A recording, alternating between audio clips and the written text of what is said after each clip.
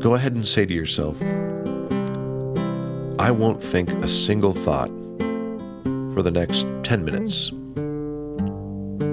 And let me know how far you get.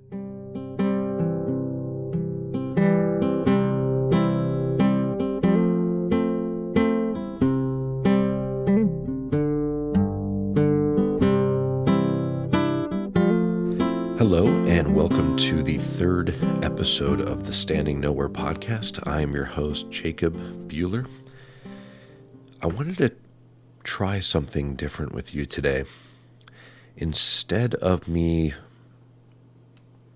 giving you a word salad about reality or yourself, I wanted to invite you to experience it for yourself.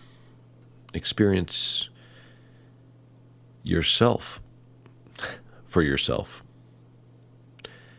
But in order to do this, you've got to go along with me, at least for a little while. I want you to try an experiment. This experiment will show you something about yourself that you've always known, but you really haven't known, or you haven't experienced yet. So let's pretend that we can just pretend. Let's pretend that you're interested in what I'm about to say, what I'm about to ask you to do. At some point in your day, I want you to sit down. It doesn't matter if it's on a cushion on the floor with your legs crossed or on a chair, but I want your body to be in a sitting position with your back upright. A dignified position. Not slouching. I like to say upright, but not uptight, so that you don't fall asleep.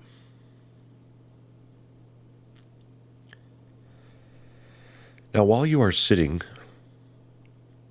I want you to bring your attention to your breath and your body. It can be primarily with your breath, but if you feel other sensations in the body as well, just simply be aware of them. Don't try to influence your breath in any way.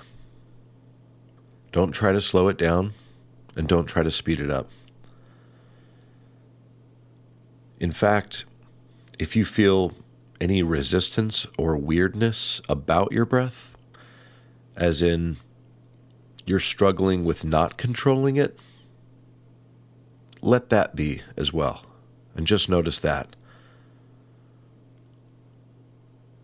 Maybe your breath feels relaxed. Maybe it feels a little strained. I'm not asking you to do anything. I'm asking you to do nothing but watch. Just watch.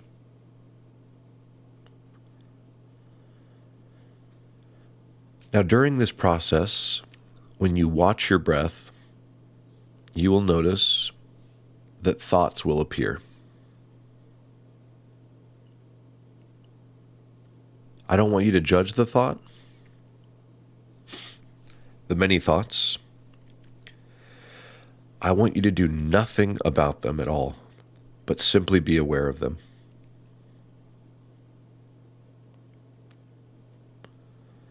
See if you can notice before the thought arises. When you're completely with your breath, or your immediate surroundings, the feelings in your body. When you're with your breath, see if you can notice the thought just before it arises. Is there a feeling like I'm about to think something? Of course, it doesn't come out in words like that, but you know the feeling, and we can't really put words to it. Or did you catch the thought in the middle of it? Or perhaps you caught it afterwards. Whatever the case, it doesn't matter. I'm just asking you to notice when you notice. Notice what it's like when you're carried away by a thought, or in the middle of it and consumed by it. And notice when you come out of it and you remember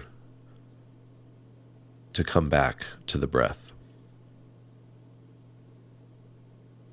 Now you may be driving, and that's okay.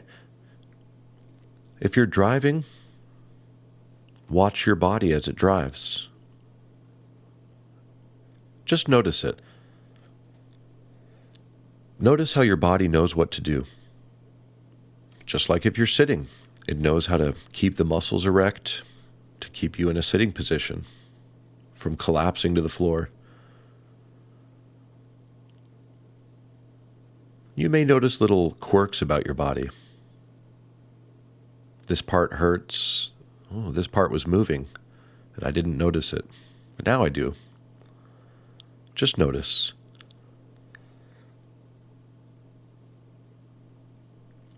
If a thought arises and carries you away, don't judge that. Don't judge yourself. Just come back to the breath. If you're carried away in a thought, and then another thought arises, darn, I got carried away by that thought. Just notice that thought as well. Notice that judgment.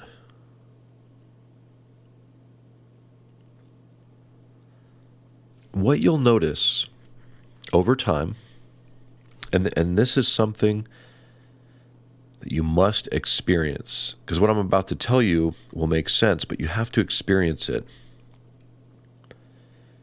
You will notice over time that your thoughts are simply thinking themselves. In other words, you are not doing your thoughts. Your thoughts are doing themselves. And I don't just mean some thoughts. I mean all thoughts are doing themselves. All of them. The good, the bad, the neutral.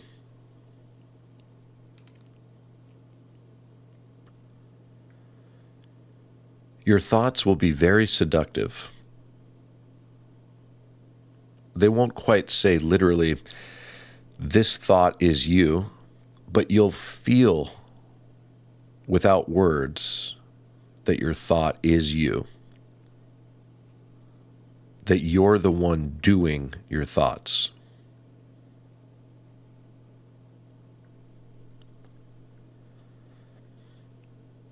If that happens, just notice that as well.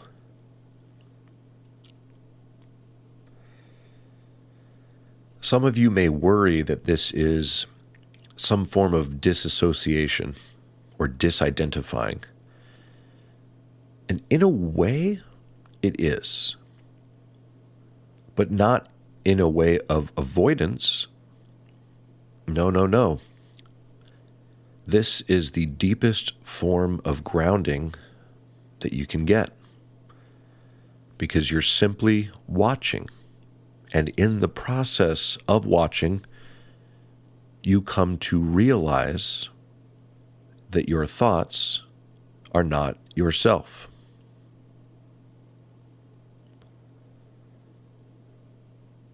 You'll start to notice that if your thoughts are not yourself or me, you almost have a weightless feeling that you're the sky and the thoughts are clouds that pass by. Whereas before, you took your thoughts very seriously. You identified with your thoughts. They made you feel a certain way. They moved you throughout your day. Thoughts are not a bad thing. Thoughts are not the enemy. Identifying with your thoughts, that's where problems can arise. I want to read something to you. It's a quote by Kalu Rinpoche. He says, We live in illusion and the appearance of things. There is a reality. We are that reality. When you understand this, you'll see that you are nothing. And being nothing, or no thing, you are everything. That is all. Now, why do I bring that up? The reason I bring that up is because some of you, before hearing this, assumed that you were your thoughts and whatever you were thinking. But after you do this experiment where you sit and you watch, you start to realize that you, the real you, your real self, is not the content of the thought itself. But you are that which is watching the thought arise. The more you practice this, the more you accumulate what I like to call, and what many call, self-realization. Because you are doing nothing more than realizing what yourself actually is.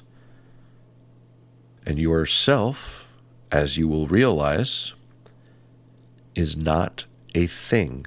It is not a thought. It is not a body. Then let's put that to the test.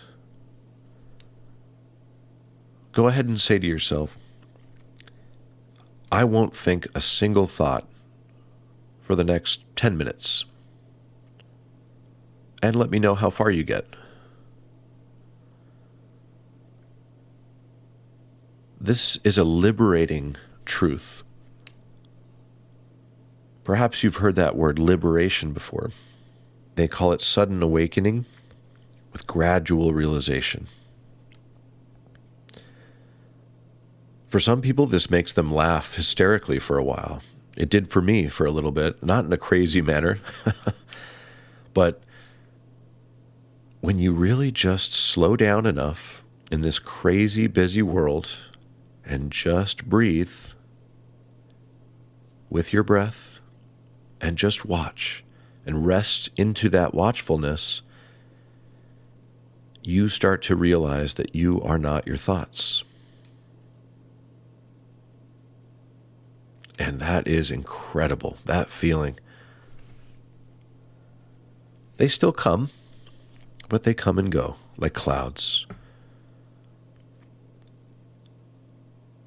The only difference is you don't identify with the clouds anymore. You realize that you are the sky.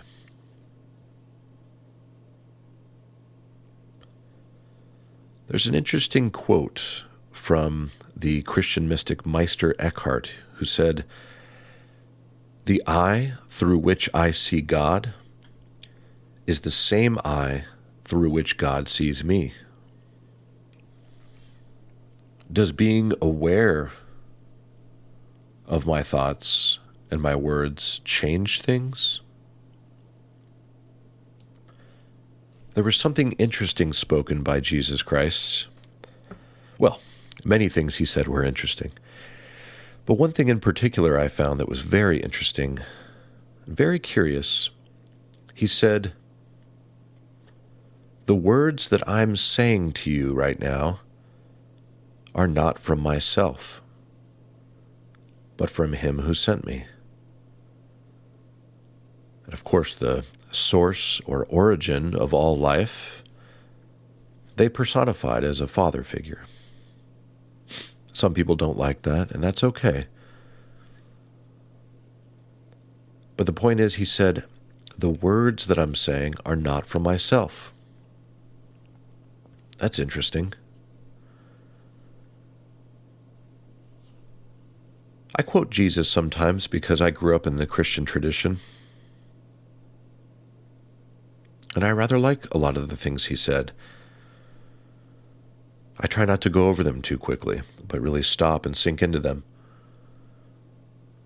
Now, some people listening might find that upsetting. Let's say you were like me and you were raised a Christian, or you fell out of the faith and you prefer atheism or nihilism. Whatever your beliefs are, there is no judgment, but going back to our experiment, observing thoughts and realizing they think themselves, is your view something that you decided? If you decided to believe what you believe, when did you decide to believe that? Can we look at them as just beliefs without you attached to them?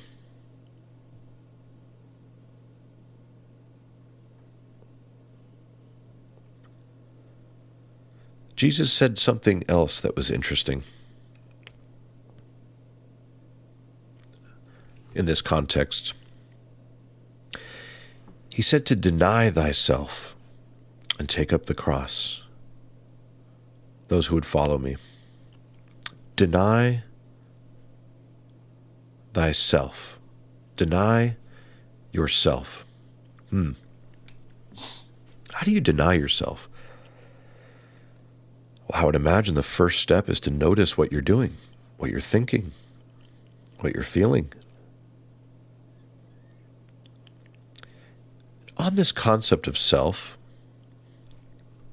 going back to that Buddhist quote that I gave you, we live in illusion and the appearance of things. There is a reality.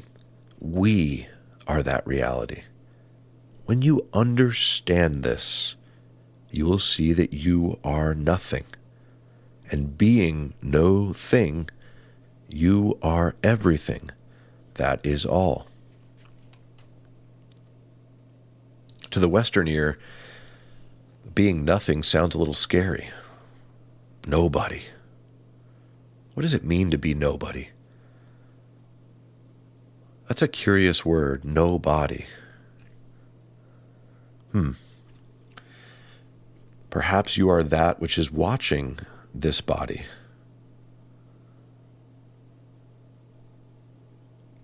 Another curious thing that Jesus said, he said, he who believes in me, Jesus, does not believe in me, Jesus, but in him who sent me. Let's look at that again. He who believes in me does not believe in me, but in him who sent me. You see, there are people in this world that we refer to as realized beings. And some of you listening may be familiar with that term. And some of you, it may sound totally foreign. What is a realized being, or a fully realized being? This language points to those who have walked this earth in a state of inner stillness, inner silence. And through that, we're able to realize their true nature. And these figures have come from all different walks of life, through all different eras. As I mentioned, Siddhartha Gautama, the original Buddha, he came from the Hindu tradition. There is suffering in life. There it is. Look at it. And to those unfamiliar with Eastern tradition or the Buddhist tradition, it may sound very foreign, very other. You may have intense fears about what you believe, or perhaps you've thrown the baby out with the bathwater, as I mentioned in the last episode, and all spiritual traditions just seem not worth the effort. But in Buddhism, the word Buddha means one who is awake. The root in Pali or Sanskrit word meaning awake, I believe, is bodhi, and I may be wrong on that. But the idea is wakefulness, to be awake, to be aware. to be aware that you are aware. Most people, they go through life thinking that they're awake.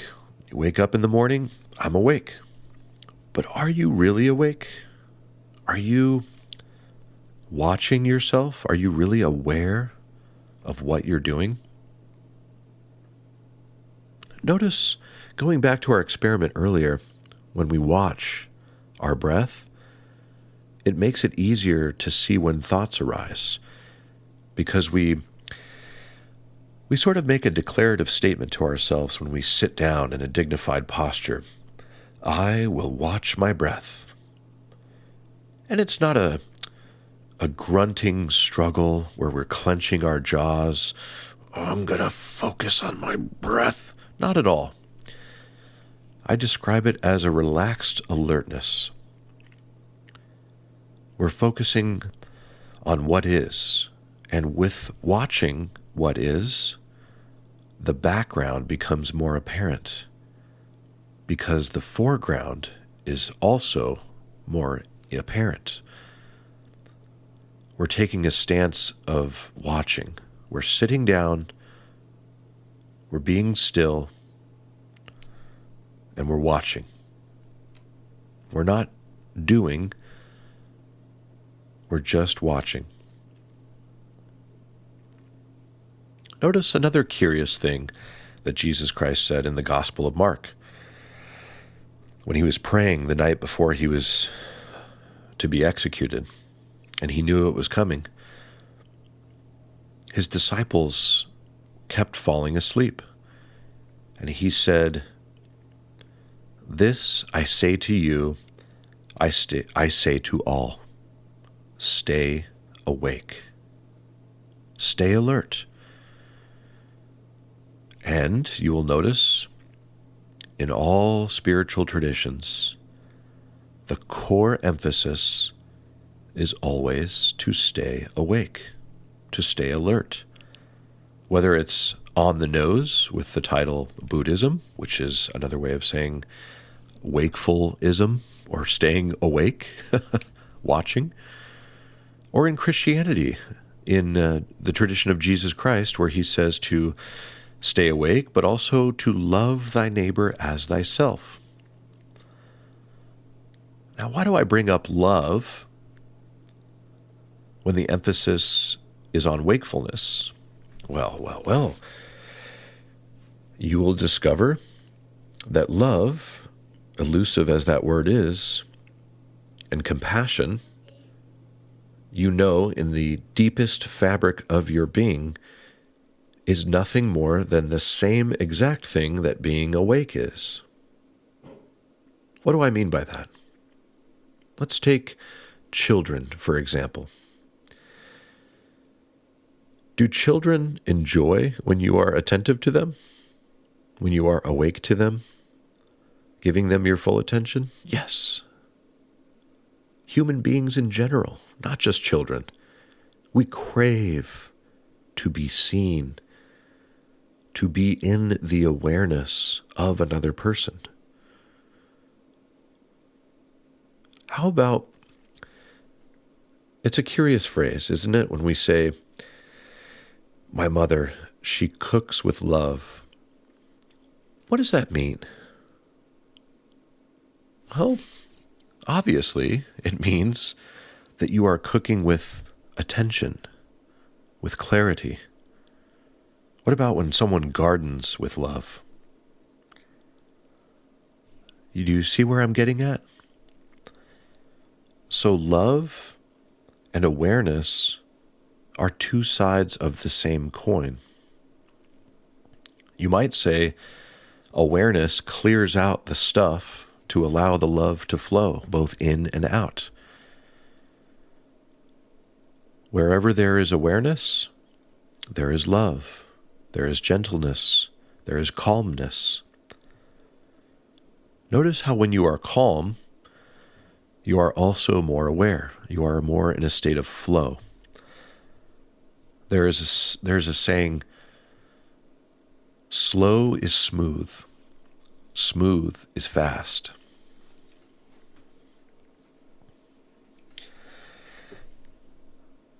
There's a wonderful example given by Alan Watts in this idea of clarity and awareness. And that is the idea of what we mean by clear. And this is a wonderful metaphor.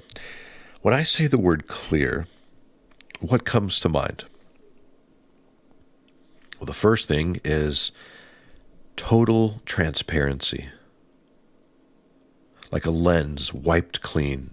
No blemishes, no smudges, nothing whatsoever to obstruct the vision of the lens. Now, the next thing you'll think of clear is perfect form, focus. Everything is clear, sharp, articulated in a very precise way. Is the image clear? You see? Two sides of the same coin. When you are clear, when you are nobody, in other words, when your mind is uncluttered, unfettered by various thoughts that weigh you down, what remains? Where do you go? Well, you're fully there, completely in focus. When you are listening to your 4-year-old tell you about Minecraft or his monster trucks, or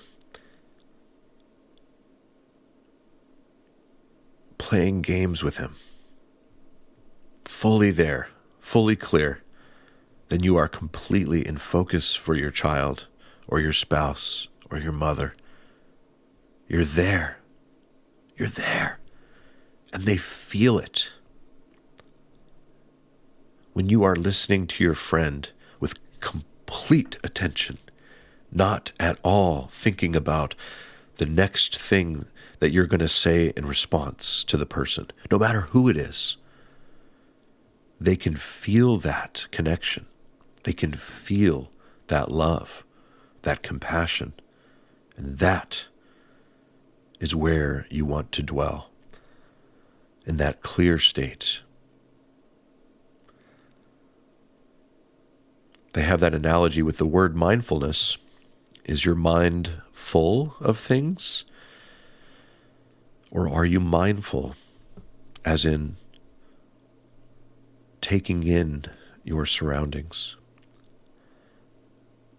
The person in front of you.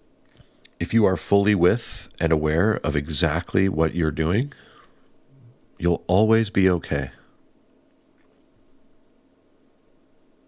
Always. Because the first noble truth, as I mentioned from the Buddha, is that there is suffering in life. However, there's a phrase that I really like that really encapsulates what the Buddha meant by dukkha, or suffering as we translate dukkha, which is the Pali word, which means suffering amongst other meanings. There is, I forgot what I just said. So, oh yes, the reality is that there is suffering in the world, but there's a phrase that I love, and that is that that suffering is pain times resistance. Pain times resistance. How do you resist pain? How do you resist things that you don't like? You avoid them. That's the only way to resist them. You run from them. You run to a bottle and you drink. Or you run to your pipe and you let your mind get high. You run. Run, run, run. We all run. I run. But that's resistance, fighting it. Suffering arises when we are out of sync with whatever is arising in our life. we hear the phrase like, get with it, man. Get out of your mind and come to your senses. Isn't that interesting? Our language always points us to the truths that we know deep down. Or when your spouse may say, it feels like you never listened to me. You see? So perhaps what we perceive as pain or the down moments in our life are not really suffering, but a cry for us to pay attention to it, to be with it. And this is not to say that we do nothing, become pacifists, as many people misunderstand spiritual traditions to be. Passivity. It's quite the opposite. It is a full embracing of what is. What is? It's interesting. Prayer and meditation are often mentioned together. But what is prayer? We've mentioned meditation and mindfulness and how that is really the other side of the same coin of love. But the word prayer in Aramaic is salotha, and that means not asking for this or that, but presenting whatever is giving you difficulty or challenge or struggle in life and saying, here it is, and opening up. I'll give you a vulnerable example of this.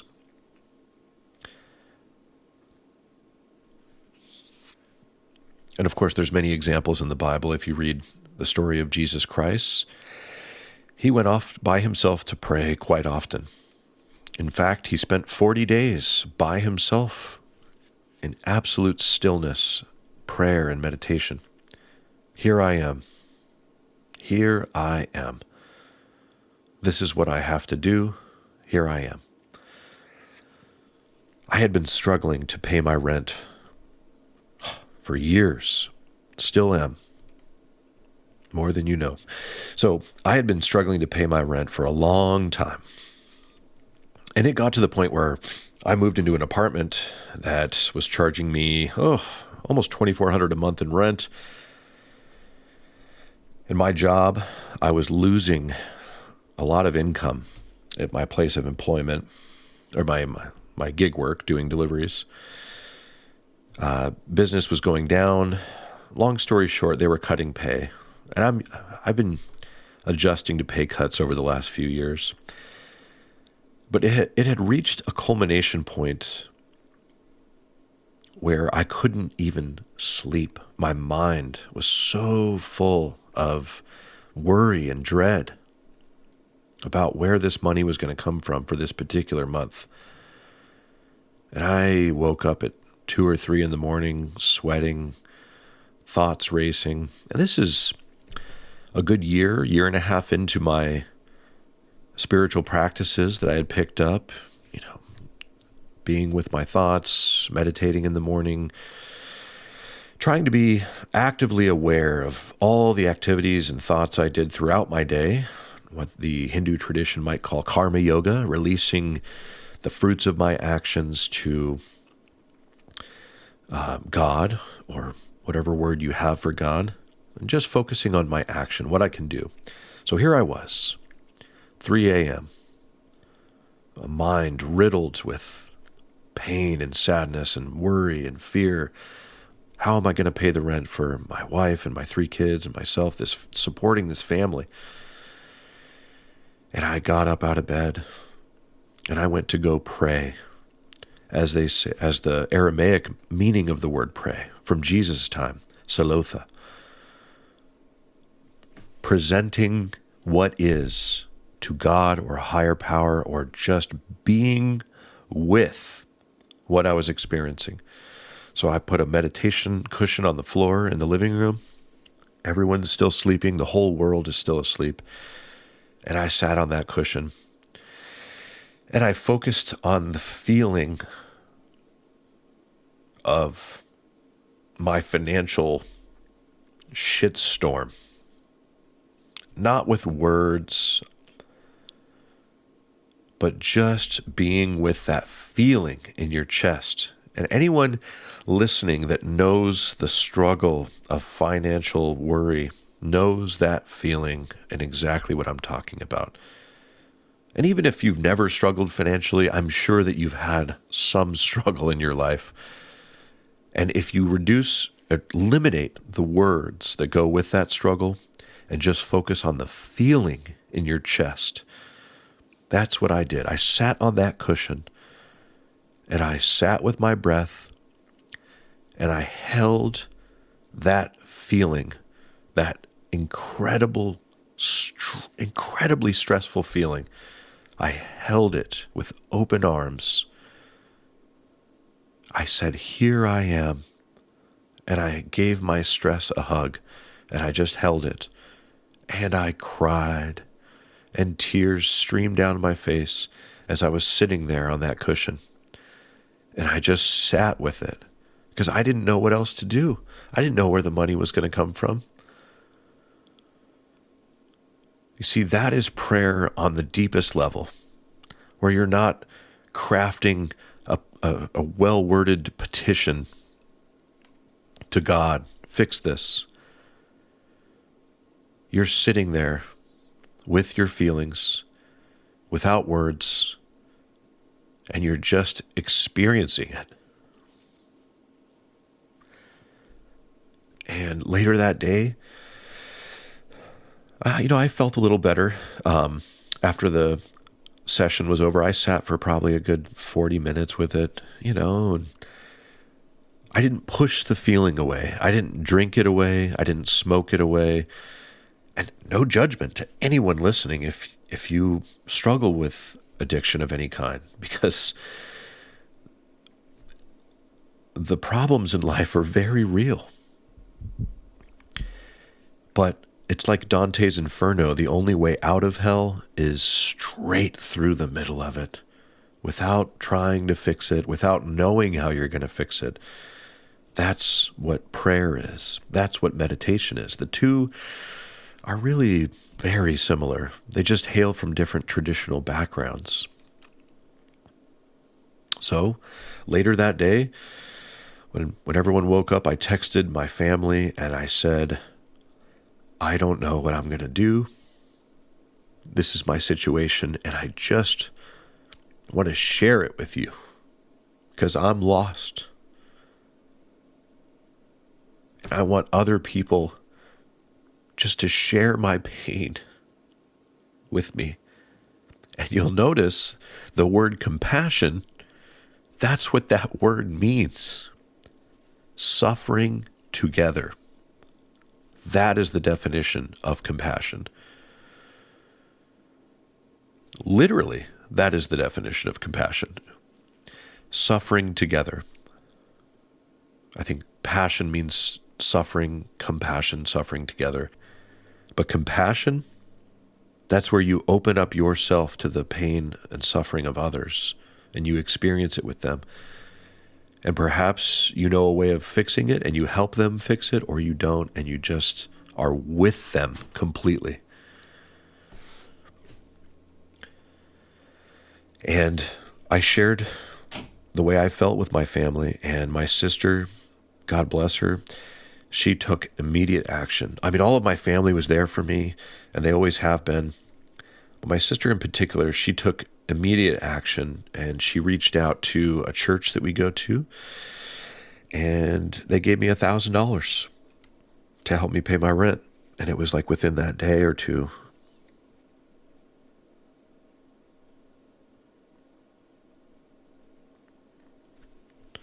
You might call it a miracle or lucky, whatever.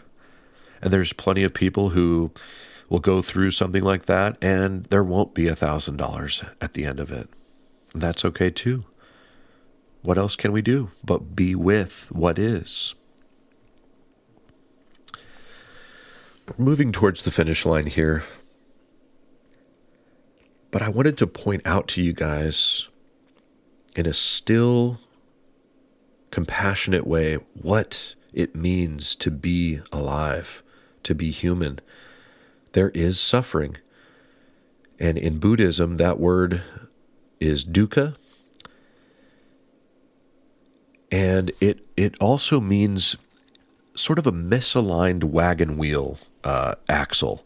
Like you're going through life and it's a bumpy ride because you're out of sync with life. You're not with what is. There's a wonderful saying that I've heard: you can't stop the waves, but you can learn how to surf. And that, my friends, is what meditation is. That is what prayer is. You can call it prayer, you can call it meditation. That is what love is. When you stop and you really get with yourself, you are loving yourself. And when you're really with the person that's in front of you, you're loving that person. When you're cooking and you're really with what you're cooking with love. Love, love, love. Love is all you need. So whether it's Jesus emphasizing loving everyone and everything, notice he says, love thy neighbor as thyself is the greatest commandment that fulfills all the others. And of course the second, love the Lord your God. What does Lord mean? Lord means I am, to be, to exist. Love your existence with all your heart, mind, and soul.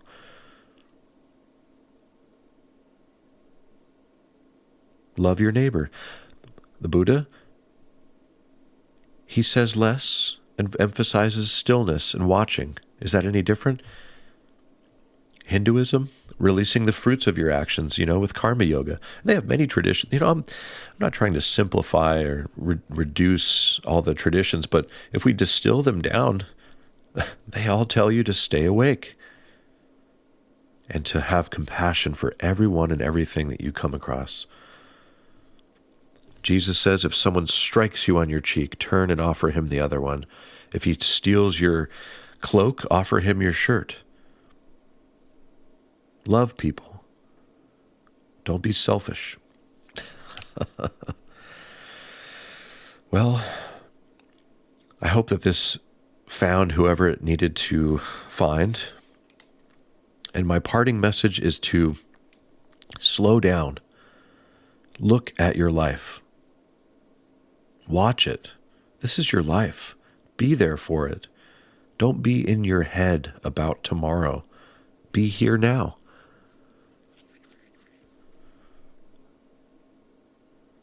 It's okay to plan for tomorrow, but do it mindfully in the now.